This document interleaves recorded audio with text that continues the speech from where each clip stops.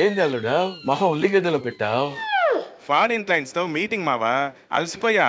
ఈ రోజు bill gates కు పెట్టిన టీ ఖర్చుల వివరాలు రేపు ప్రకటించాలి. బిల్ గేట్స్ కు పెట్టిన సమోసాల ఖర్చు రేపు ప్రకటించాలి.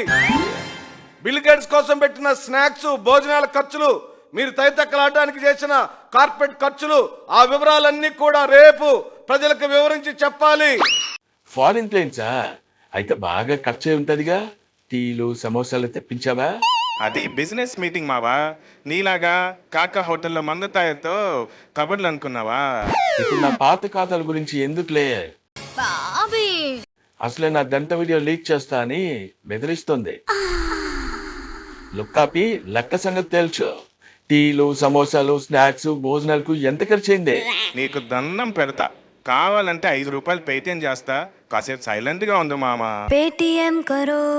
టీలు సమోసాల లెక్క తేలే వరకు నేను సైలెంట్ గా ఉండను. నీలాంటోడే ₹1,00,00,000 పెట్టి ఇల్లు కట్టానంటే గుమ్మ ముందు కట్టిన గుమ్మడికాయ ఇంత అడిగారట.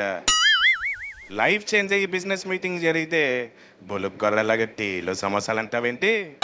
నువ్వు ఇంతకన్నా దిగజారు అనుకున్న ప్రతిసారి యు ప్రూవ్ మీ రాంగ్.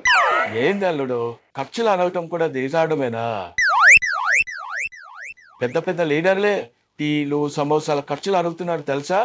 అప్పుడు వాళ్ళని లీడర్లు అందరూ, దాన్ని నా నోటితో చెప్పలేనులే. చెప్పిన ఇంపార్టెంట్ విషయాలన్నీ వదిలేసి ఇటువంటి పనికిమాలిన విషయాలు అడిగేవాడిని కూట్లే అంటారా? కూట్లే.